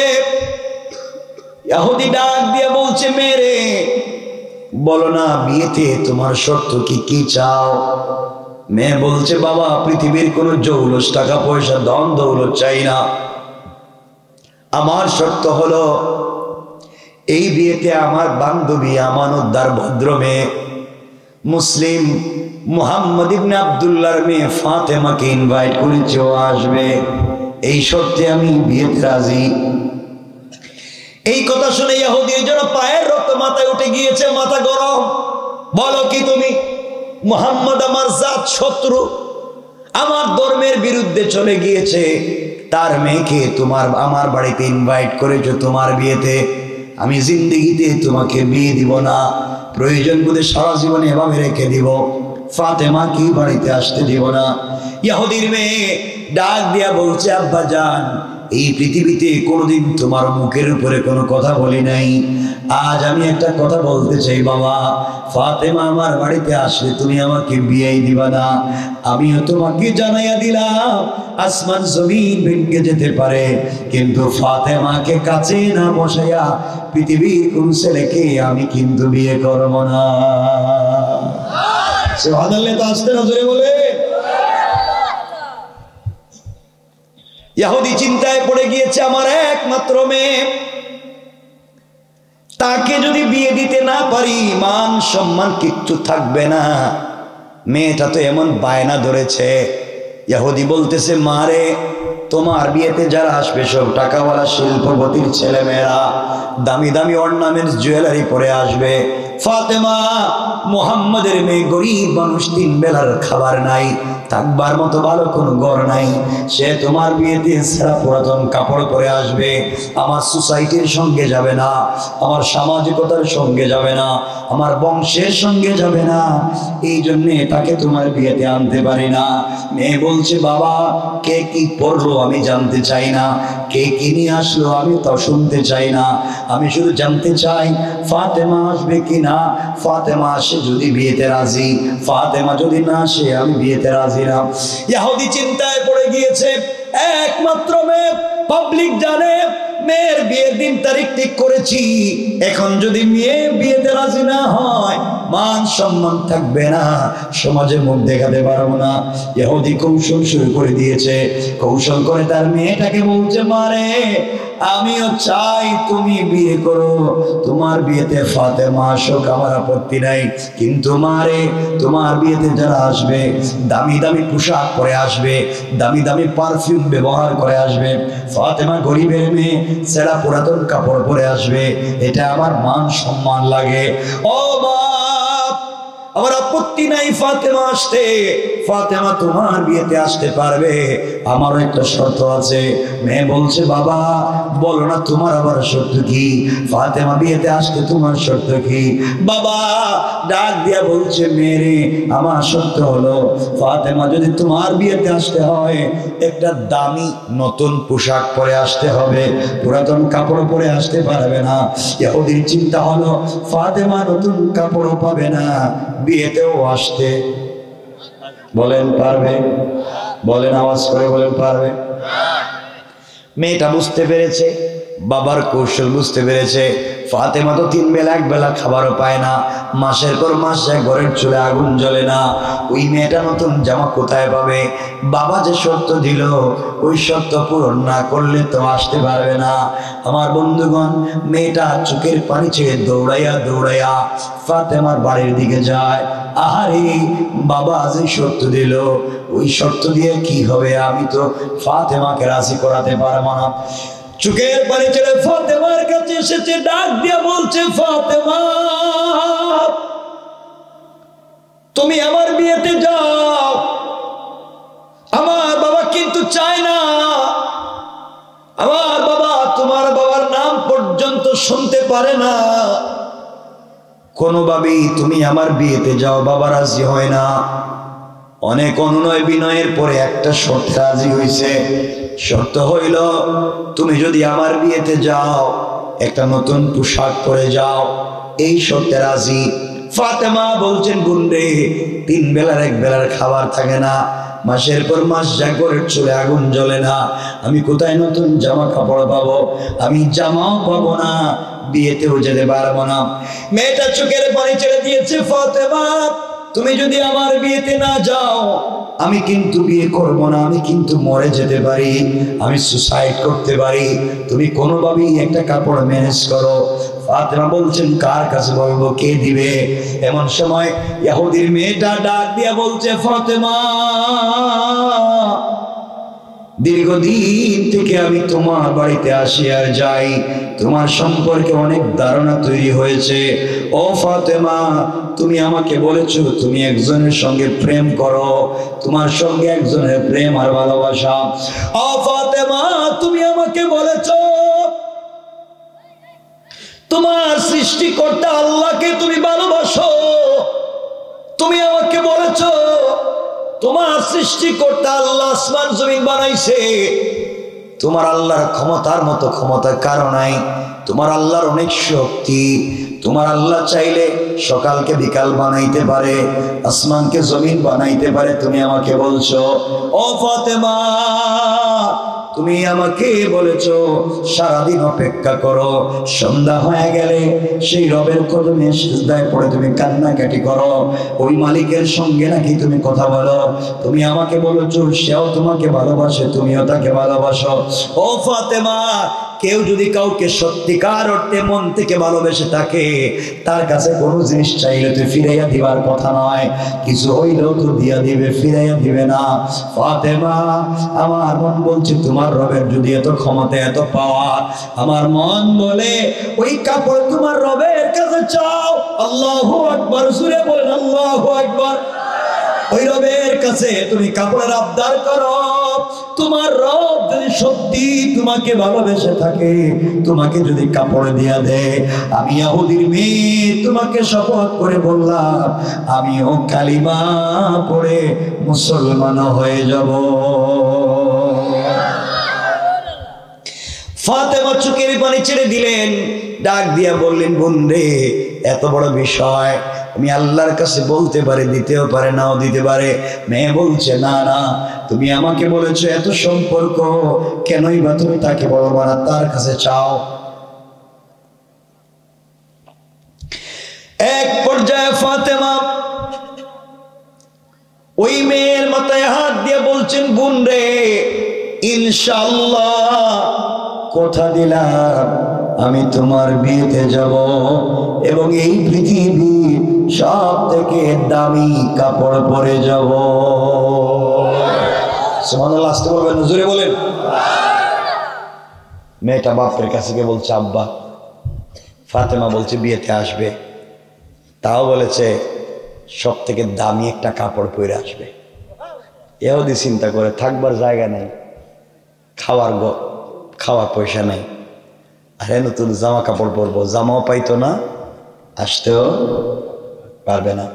আল্লাহ কথা শুনছেন, আমার আল্লাহ শুনে বললেন আমারে ভালোবাসে ফাতেমা, হাসবি আল্লাহ, বলছে আল্লাহ যথেষ্ট, তিনি পারবেন। আমি সিদ্ধান্ত নিলাম, ইহুদি বলতেছে ফাতেমা বাড়িতে আসবে না, আর আমি সিদ্ধান্ত নিলাম ফাতেমাকে বাড়িতে পাঠাবো। এই আসতে বললে ওয়াজ রাইখা দিন, ওয়াজ করতাম না, কারণ রাত্র 11:15 হয়ে গেছে, আর লম্বা করা যায় না। আপনাদের কষ্ট হইতেছে মনে হয়, অসুবিধা হয়, আমি কি কথা এখানে রেখে দিব? কিন্তু আওয়াজ যে একটু ছুট হয়ে গেছে আপনাদের। সকাল পর্যন্ত আছে, কিছুক্ষণ পরে দেখবেন ডায়াবেটিসে ধরবে।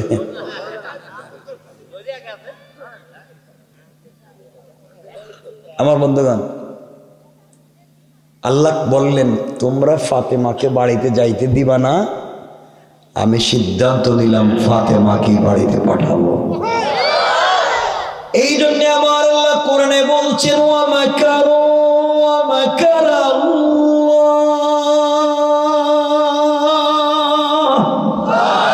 ওয়াল্লাহু খায়রুল মাকিরিন।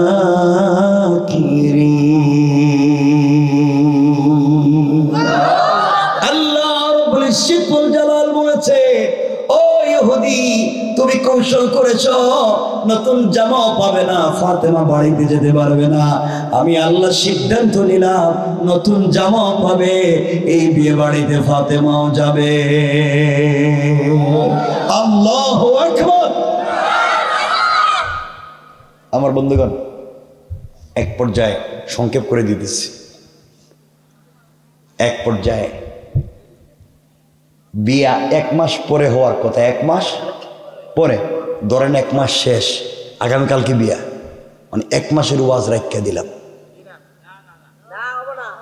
ওরে বাবা, হব না, হব কি হব না এটা তো আমি বুঝতেছি, হব না। 1 মাস, এই 1 মাসে কাপড় কিনতে হবে, অনেক ঝামেলা আছে, দাওয়াত দিতে হবে, কাকে দাওয়াত দেওয়া হবে, কত কিছু ঘটবে এর ভিতরে, এসব ওয়াজ বাদ, ডাইরেক্ট বিয়া। না, সংক্ষেপ না করলে আমি কিন্তু 12টায় ওয়াজ রেখে দিব। ভাই কই আমার ভাই গেল কো? ওয়াজ কি 1 দিন না 2 দিন? 12টার পরে কয়দিন হয়? কয়দিন হয়? আরেক দিন না? 12টার পরে ডেট পাল্টি যায় না? তাহলে আমি 2 দিন ওয়াজ করবো কেন? আমি তো 1 দিন করবো।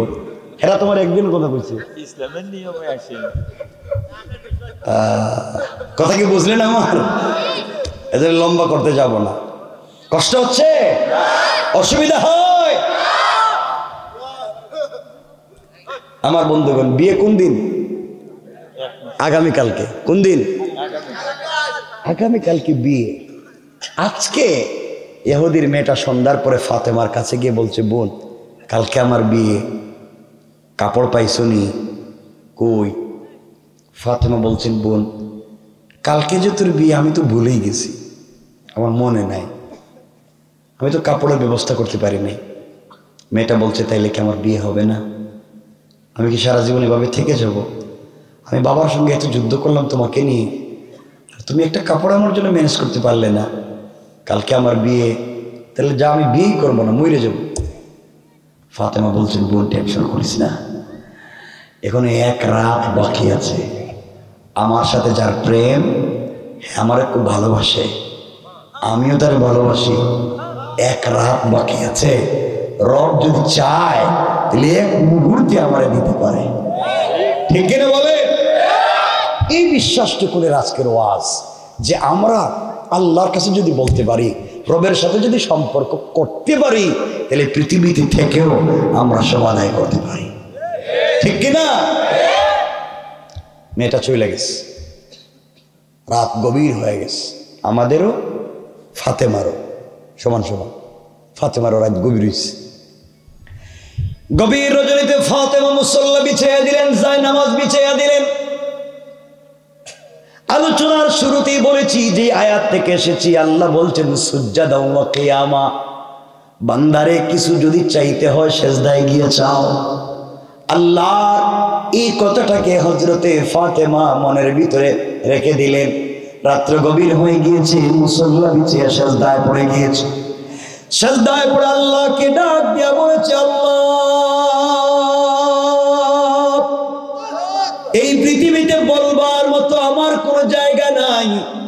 আয় আল্লাহ তাআলা, আমার বাবার এত পয়সা নাই, বাবার কাছে কিছু বলতে পারবো না। বাবা তো 3 বেলার খাবার পর্যন্ত মিলাতে পারে না, কত কষ্ট হয়।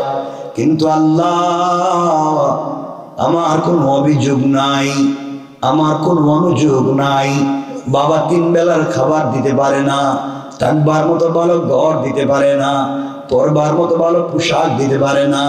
আয় আল্লাহ, আমার ভিতরে কোনো অভিযোগ নাই, আমি না তোমাকে ভালোবেসে ফেলেছি, আমি আখিরাতে পেতে চাই, দুনিয়ায় কষ্ট করে করে চলে যেতে চাই।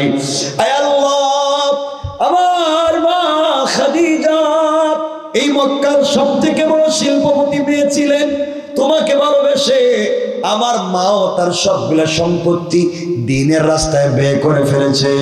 আল্লাহ, আমার মা খাদিজা পৃথিবীতে বেঁচে নাই। মা থাকলে মায়ের কাছে যাইতাম, মায়ের কাছে গিয়ে বলতাম, মা তো ব্যবস্থা করে দিত। ও আল্লাহ, দুনিয়া জমিনে আমার একটা মায়ের পেটের ভাই নাই, ভাই থাকলে তো ভাইয়ের কাছে বলতাম, ভাইও নাই, মাও নাই, বাবা তো দিতেও পারবে না। আয় আল্লাহ তাআলা, তোমার সঙ্গে সম্পর্ক করে ফেলেছি, সারাদিন রোজা রাখি, সন্ধ্যা যখন হয়ে যায় সেজদায় পড়ে কান্না যখন করি, নামাজে যখন তেলাওয়াত করি, তুমি তো আমার কথার জবাব দাও, সব কথা তো তুমি শোনো। আল্লাহ, এত সম্পর্কে তোমার কাছে কোনোদিন কিছুই চাইলাম না। আজকে আমি ভালোবাসি তোমাকে, এটা সত্য, তুমি আমাকে ভালোবাসো সত্য, কিন্তু আমি জানতে চাই, ভালোবাসাটা একটু দেখতে চাই। আল্লাহ, তোমাকে ভালোবেসে সব বাদ দিলাম, আখিরাতে তোমাকে পেতে চাই। পৃথিবীর কোনো জিনিসের দরকার নাই, আজ আমি ছোট্ট একটা জিনিসের আবদার তোমার কাছে করতে চাই। এটা ফাতেমার সৌন্দর্য বাড়াবার জন্য না, ফাতেমাকে শারীরিক চাহিদা পুরাবার জন্য না। আয় আল্লাহ, তোমার কাছে একটা জিনিসের আবদার করি, তোমার কাছে একটা কাপড়ের আবদার করতে চাই। যেভাবেই হোক, যে কোনো লাইনে হোক, তুমি আমার জন্য একটা কাপড়ের ব্যবস্থা করে দিবা। আয় আল্লাহ, আমার বাবা দিনের দাওয়াত নিয়ে মানুষের বাড়িতে বাড়িতে যায়, বাজারে হাটে মাঠে যায়। আমি মেয়ে মানুষ হওয়ার কারণে বাবার সঙ্গে দিনের দাওয়াত দিতে পারি না। ওগো আল্লাহ, তুমি আমাকে একটা কাপড়ের, নতুন জামা কাপড়ের ব্যবস্থা করে দিবা। ওই কাপড় পরে আগামীকালকে ইহুদির মেয়ের বিয়ে বাড়িতে যেতে চাই। এটা যেন দিনের দাওয়াত হয়ে যায়, এটা যেন দিনের শিক্ষা তালিম হয়ে যায়। এমন একটা কাপড়ের ব্যবস্থা করে দাও, যে কাপড় পরে ইহুদির মেয়ের বিয়ে বাড়িতে যাব। ওই বাড়িতে যত মহিলারা জমা হবে, সকল মহিলারা যেন আমার কাপড়ের দিকে তাকাইয়া কালিমা পড়ে মুসলমান হয়ে যায়। আল্লাহু আকবার। চিন্তা করলেন, ফাতেমা আল্লাহর কাছে বলছে, লম্বা দোয়া করছে, কানতে কানতে দোয়া শেষ করে মুসল্লা রাইখা দিছে। হঠাৎ করে তাকাইয়া দেখে গভীর রাত্রে ঘরের কর্নারে 2টা কাপড়ের প্যাকেট। না সুবহানাল্লাহ, আরো আস্তে কই লইব, এই আওয়াজ দিলে ওয়াজ রেখে দিব। সুবহানাল্লাহ কিন্তু 2জনে কইবেন নি, একসাথে সবাই কিন্তু সুবহানাল্লাহ কিন্তু দেখি। এই যে সুজা পিছনে, এই যে এই 3জন বইছে, এই যে এই সুজা, এরা কিচ্ছু কয় না, এদের ঠোঁট নড়তেছে না। আল্লাহ, তুমি জানো এদের ঠোঁট বন্ধ হইল কেন? আমি তো দেখতেছি উপরে বসে। আমার বন্ধুগণ, 2টা কাপড়ের প্যাকেট ফাতেমা হাতে নিয়ে চিন্তা করলেন, দরজা জানালা বন্ধ, কাপড় করতে গেল, কে দিয়ে গেল কাপড়? হাতে 2টা প্যাকেট নিয়ে এক দৌড়ে কলিজার টুকরা প্রিয় বাবার কাছে গিয়েছে। রাসূলের পাকের কাছে গিয়ে বলছেন, আব্বা, আমি নামাজে ছিলাম, কান্নাকাটি করছি, আল্লাহর কাছে একটা কাপড়ের কথা বলছিলাম, একটা কাপড় আমার খুব দরকার। কে জানি 2টা প্যাকেট রেখে গেছে আব্বা, আমি তো জানি না, দরজা তো লাগানো ছিল। নবীজি বললেন, মা, প্যাকেটটা আমার হাতে দাও। রাসূল প্যাকেট হাতে নিলেন, হাতে নিয়ে যখন একটা প্যাকেট খুললেন, খুলে দেখেন একটা প্যাকেটের ভিতরে একটা সালোয়ার, একটা কামিজ, আর একটা প্যাকেটের ভিতরে একটা উড়না, অর্থাৎ সালোয়ার, কামিজ আর উড়না, 3টা কাপড়। আর স্টোন দিয়া, গ্লাসের টুকরা দিয়া উড়নার ডিজাইন করা, পাথরের টুকরা দিয়া সালোয়ার কামিজের ডিজাইন করা। আর প্যাকেট খুলতেই জান্নাতুল ফিরদাউসের মিশকে আম্বরের গ্রাম বাইরে গেছে। আর জোরে কন্যা সুবহানাল্লাহ। নবীজি চিন্তায় পড়ে গেলেন, এমন ডিজাইন, এটা তো বেলকুচি তামাইও দেখলাম না কোনোদিন। সিরাজগঞ্জে হয়নি এগুলা, হয় না কোনোদিন, তো এগুলা দেখলাম না। এত ডিজাইন করা কাপড় কে বানাইলো? তো কোনো ফ্যাক্টরির কাপড় মনে হইতেছে না, এত ডিজাইন করা কাপড়, দামি কাপড়। ফাতেমারে কে দিয়ে গেল? এত গ্রান দেখতেছি মারাত্মক, দিলটাকে? নবীজি চিন্তা করতেছেন। হঠাৎ জিবরিল আমিন সালাম দিয়া রসুলের সামনে হাজির হয়ে গেছে। জিবরাইল এসে বলছেন, ইয়া রাসূলুল্লাহ, আপনি কাপড় হাতে নিয়ে চিন্তা করতেছেন, কাপড় কে দিল? আমি ছিলাম সিদরাতুল মুনতাহায়। আল্লাহ আমারে ডাক দিয়ে বলছে, জিবরাইল কই? আল্লাহ, আমি তো সিদরাতুল মুনতাহায়। আল্লাহ তাড়াতাড়ি যা জান্নাতুল ফিরদাউসে গিয়ে এক ড্রেস পূর্ণাঙ্গ সালোয়ার কামিজ আর উনা 2টা প্যাকেটে প্যাকেটিং কইরা আমার ফাতেমা সেজদায় তাড়াতাড়ি নিয়ে যা। এই আওয়াজে না জোরে কর। ফাতেমা আমার এত ভালোবাসছে, কারো কাছে চাইলো না, আমার কাছে সেজদায় গিয়ে চাইছে। আমি ফাতেমারে ফিরিয়ে দিতে পারি না। আল্লাহ রাসূল এই জন্য ফাতেমা সেজদায় থাকতে আমি জান্নাত থেকে এনে রেখে দিছি। আল্লাহ রাসূল চোখের পানি ছেড়ে দিলেন।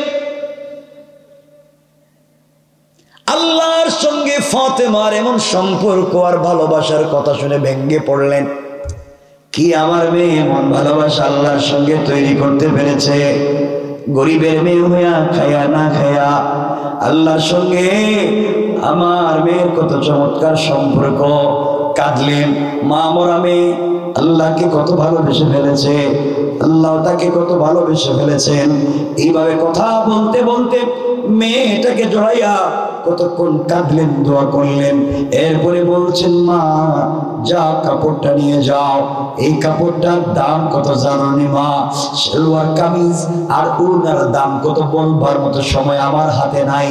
জান্নাতি মহিলাদের পোশাক হবে তিনটা, সালোয়ার কামিজ আর ওড়না। তিনটা কাপড়ের দাম কত হবে বলবার মতো এতটুকু সময় আমার হাতে নাই। কিন্তু ওড়নার মধ্যে যে গ্লাসের টুকরা দিয়ে ডিজাইন করা, এক একটা গ্লাসের টুকরার দাম আসমান জমিন আরশ কুরসি লৌহ কলম জান্নাত জাহান্নাম যা আছে সব বিক্রি করে দিল। জান্নাতি মহিলা ওড়নার একটা গ্লাসের টুকরার দাম হবে না। আল্লাহ রাসূল বলেছেন, মামা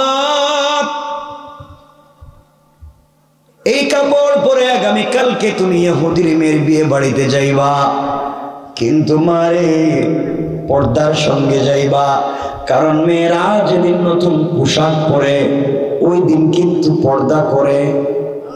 কথা কয় না কেন? মেয়েরা যেদিন নতুন জামা কাপড় পরে একবার হিল জুতা, লিপস্টিক, এরপরে আশকারা মাস্কারা, আইলানা জাইলানা আছে না অনেক কিছু, ওগুলা লাগায় যেদিন, এদিনকার পর্দা করবে? যেদিন বিয়ের পার্টিতে যায়, যেদিন মার্কেটে যায়, সেদিনকার পর্দা করে? পর্দা করে না। আল্লাহ রাসূল বললেন, মা তুমি নতুন পোশাক পরে পর্দার সাথে যাইও। সুবহানাল্লাহ বলে না? এখানে অনেক লম্বা কিছু কথা আছে। রাসূল পর্দার কথা কেন ফাতেমাকে মনে করাইয়া দিল?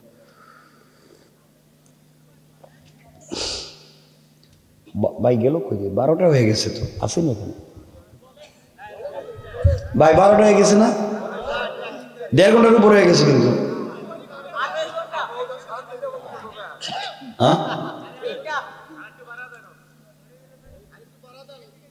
হ্যাঁ তুমি পিছনে বসে রয়েছো কেন? কিছু কও। হাসতেছে আমাকে। এ বেচারা আমার বাঞ্জা লইছে 1 বছর আগে, 1 বছর গত বছর ওয়াজ গেছিল কোন জায়গায়? আলোক দিয়া গেছিলাম। আচ্ছা ঠিক আছে, এখন রাখতে দিতে চাইতেছে, ভালো লাগে না? হ্যাঁ সে কিছু কাম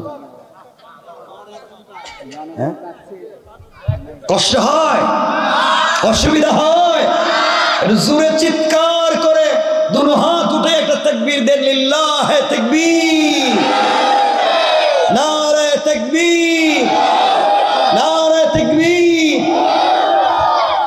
না হেরা ঠিক মতো দিতে পারেন। ঘুম কিছু গেছে নি?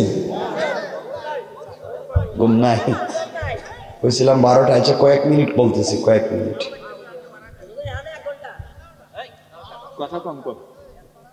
বাবারে কথা বইল না, বহুত দূর থেকে আইছি, অসুস্থ মানুষ। এ বেচারা তো চিন্তায় ছিল, মনে আইতামি না। ভাই তোমরা তো আসো, আর কত লম্বা করা যায়? কত 12টা হয়ে গেছে না? আপনারা আছেন তো 1টা পর্যন্ত? সবাই আছেন? কি কয় এদের কি ডায়াবেটিস নাই নাকি? এখন দেখি উঠে না, এতক্ষণ উঠতে চাইলে এখন উঠে না দেখি। এই যে ভাই, এই যে লঙ্গি, ঘটনা কি? আমার কয়ে যাইতে কিন্তু নাহলে ঘটনা ঘটাই দিব। প্রস্রাব মনে ধরছে, যাক জায়গা প্রস্রাব করে এক ভাই কষ্টই পরে। আমার মুসলমান বন্দেগান কবির মনোযোগ কথাগুলো দিল দিয়ে শুনে এবার কি বলতে চাই। হযরতে ফাতেমা রাদিয়াল্লাহু তাআলা আনহা পোশাক পরে, একে তো বিশ্ব নবীর মেয়ে, তার উপরে পড়ছে জান্নাতি কাপড়। ইহুদির মেয়ের বিয়ে বাড়িতে হাজির, যে এই ঘরে মেয়েটাকে নতুন বধূর মতো সাজিয়ে রাখা। হযরতে ফাতেমা এই ঘরের ভিতরে প্রবেশ করেছে, করতে দেরি, একে তো জান্নাতি কাপড়, তার উপরে ডিজাইন করে জান্নাতি, পুরাটা ঘর জান্নাতি কাপড়ের আলোতে আলোকিত হইয়া পুরা ঘর জান্নাতুল ফিরদাউসের মিশকে আম্বরের গ্রানে পুরা বাড়ি মুখরিত হয়ে গিয়েছে। যেই মেয়ের বিয়ে হওয়ার কথা, এই মেয়ে এসে বলতেছে, ফাতেমা এত দামি কাপড় কই পাইছো? গরিবের মেয়ে, বাপ বলছে তুমি কাপড়ই পাইবা না, তুমি এত দামি কাপড় পরছো, মনে হইতেছে আমার কাপড় দিয়ে তোমার জুতো মুছে যাইব। মেয়ে তার বাপের কাছে গিয়ে বলছে, আব্বা তুমি বলছিলা ফাতেমা আসতে পারবে না, জামা পাবে না, এমন পোশাক পরছে, আমার কলজা বিক্রি করলে কি পোশাক হইতো না? আব্বা ফাতেমার মতো পোশাক যদি তুমি আমাকে না দেও, আমি কিন্তু আজকে বিয়ে করতাম না। লাগছে নি পেস? আল্লাহ আকবার জোরে কোন না। এখন তো পেস লাগিয়ে গেছে। বাপ ঘটনা তো ঠিকই, এই কাপড় আমি কই পাবো? এই ডিজাইন তো জীবনে দেখি নেই। কৌশল করছেন কে? এই জন্য আমার আল্লাহ কোরআনে বলছেন, ইন্না কাইদাশ শাইতানি কানা দাঈফা। কিসের কৌশল করো? আমার বন্ধুগণ, এই বাড়িতে যত মহিলারা জমা হয়েছে, সকল মহিলারা ফাতেমার কাছে গিয়ে বলছে, বোন এত সুন্দর জামা কই পাইছ? এত দামি ডিজাইন কাপড় তো জীবনে দেখলাম না। ফাতেমা বলছেন, বোন রে এটা কিনে আনছি। কি করছি? কিছু কয় না নাকি?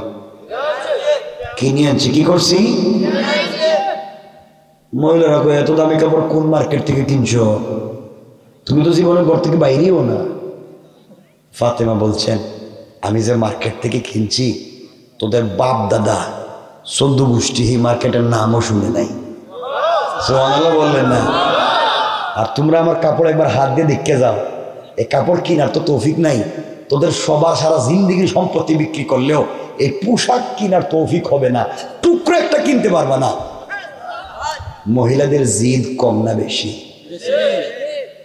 থ্রেড যখন ফাতেমা দিছে, এটা তো মাথা গরম হয়ে গেছে। গরিবের মেয়ে আমাদেরকে থ্রেড দেয়। সবাই গেছে নিজেদের স্বামীর কাছে, সবাই পুরুষেরা খাইতে বসছিল, খাবার বন্ধ। মহিলারা গেছে যখন কাউন্টিং দিছে, খাবার বন্ধ, সব ফিরে রেখে দিছে। ঘটনা কি? কোনো খাবার নাই। ফাতেমা যে কাপড় পরেছে, আমাদেরকে থ্রেড দিছে, বাপ দাদার সম্পত্তি বিক্রি করলে এই কাপড় কিনা যাবে না, এই কাপড় না দেওয়া পর্যন্ত কেউ খাইতে পারবে না। লাগছে নি বেজাল? এখন খাবার থুয়ে সব বসে রয়েছে, কিন্তু কাপড় তো কেউ জানে না কই আছে। সব মহিলারা মিলে ফাতেমারে বলে, বোন সত্যি বলো না, কোন মার্কেট থেকে কাপড় কিনছো? কয় কিনছি তো এক মার্কেট থেকে কিনছি। কয় মার্কেটটার নাম কো না কেন? কয় না, নাম কয়ে লাভ নাই, তোমরা কি আর মার্কেট চিনবা নাকি? আমরা তো সিরাজগঞ্জের সব মার্কেট চিনি, এমনকি মার্কেটের সিপা গল্লিও চিনি, এমনকি মার্কেটের ম্যানেজারের নাম্বারও আছে। কথা কন না কেন? স্বামীর কাছে না থাকলেও বউর কাছে আছে, ঠিক কিনা? আমার বন্ধুগণ, মহিলারা বলতেছে, ফাতেমা আমরা তো সব মার্কেট চিনি, কোন মার্কেট থেকে কিনছো কত? ফাতেমা বলছেন, আমি যে মার্কেট থেকে কিনছি মার্কেটের নাম শুনো নাই। মহিলারা বলে, বলো। ফাতেমা বললেন, শোনো, যেই দোকান থেকে কাপড় কিনেছি, যেই মার্কেট থেকে আমি কাপড় কিনেছি, ওই মার্কেটের নাম জান্নাত। আর যেই দোকান থেকে কাপড় কিনেছি, ওই দোকানের নাম জান্নাতুল ফিরদাউস। মহিলারা চিন্তা করে, মার্কেটের নাম জান্নাত, দোকানের নাম জান্নাতুল ফিরদাউস, আমাদের মার্কেটের নাম তো সলিমুদ্দিনের মার্কেট, দেখি না? আর এইটা কি নাম কয় না, আমি তো শুনলাম না কোনোদিন। ফাতেমা, এই মার্কেট কোন রাস্তা দিয়ে গিয়ে উঠতে হয়, কোন কোন জায়গায় গেছে? ফাতেমা বলছেন, এই মার্কেটে যাওয়ার রাস্তাও তো এর বাপ দাদা চিনে না। সুবহানাল্লাহ বলেন না?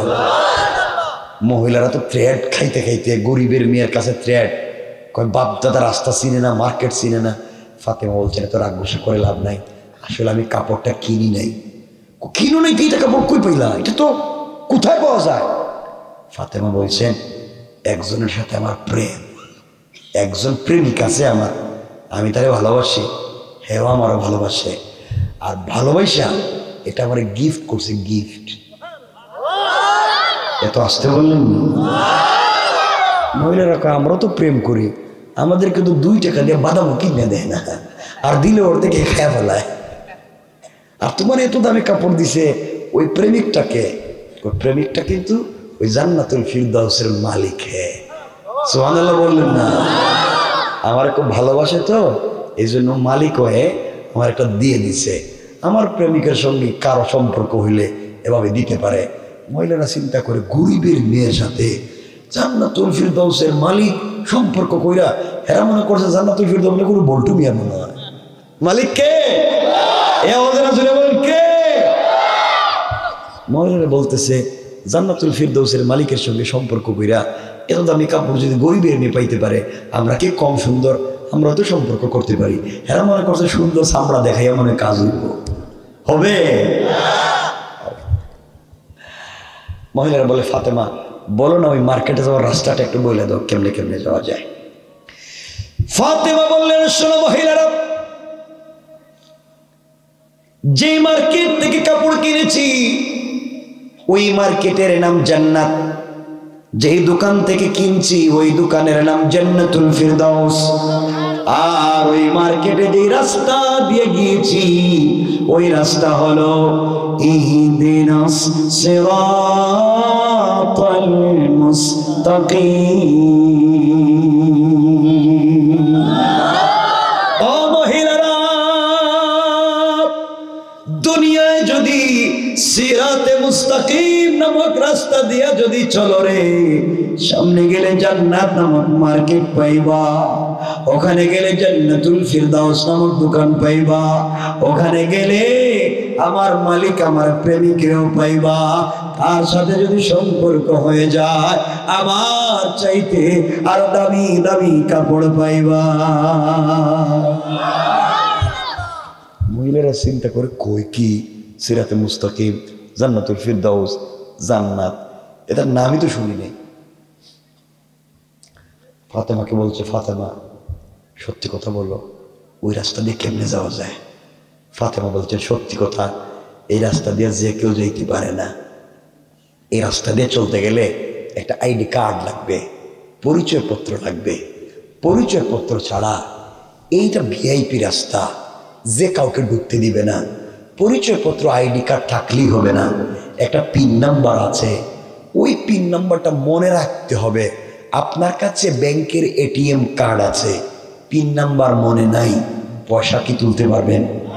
ফাতেমা বলছেন, শুধু আইডি কার্ড থাকলে হবে না, পিন নাম্বারটাও মনে রাখা লাগবে।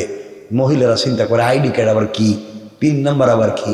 ফাতেমা বললেন, শোনো, সিরাতে মুস্তাকিম নামক রাস্তা দিয়ে যদি চলতে হয় একটা আইডি কার্ড লাগবে। ওই আইডি কার্ডের নাম হলো ইসলাম, ওই পরিচয় পত্রের নাম হলো ইসলাম, আর পিন নাম্বার হলো লা ইলাহা ইল্লাল্লাহ মুহাম্মাদুর রাসূলুল্লাহ। ও মহিলারা,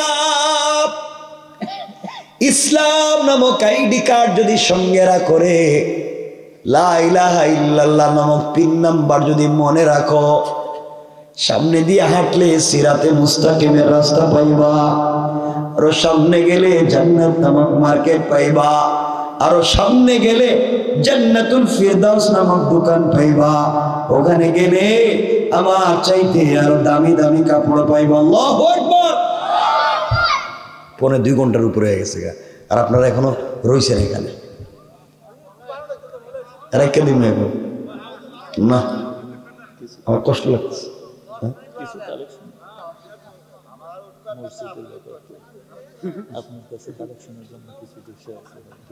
1 মিনিট বলবো, একজন উঠবেন, কিন্তু রাখিয়া দিন, উঠবেন। মহিলারা বলতেছে, ফাতেমা সত্যি কথা কত, এই আইডি কার্ড কার কাছে পাওয়া যায়? কোনো চেয়ারম্যান মেম্বার দেয়নি। হ্যাঁ, মনে করছে মানে চেয়ারম্যান মেম্বার যে আইডি কার্ড দিয়ে জন্ম নিবন্ধন, সেটা মনে হয়। ফাতেমা বলছেন, না, এই আইডি কার্ড বিতরণ করেন একমাত্র আমার আব্বা। সুবহানাল্লাহ বললেন না? এটা আমার আব্বা বিতরণ করে। আব্বাই তো সারাদিনই আইডি কার্ডের দাওয়াত দেয়, আব্বা তো সারাদিন এই পিন নাম্বারের কথা কয়। তোদের বাপ দাদারা বুঝে না, আমার বাপকে গালাগালি করে, আমার বাপ তো আর কোনো কথা কয় না, এই আইডি কার্ডের দাওয়াত দেয়, পিন নাম্বারের দাওয়াত দেয়, সিরাতে মুস্তাকিমের দাওয়াত দেয়, জান্নাতের দাওয়াত দেয়, জান্নাতুল ফিরদাউসের দাওয়াত দেয়, আমার মালিকের সঙ্গে প্রেমের দাওয়াত দেয়।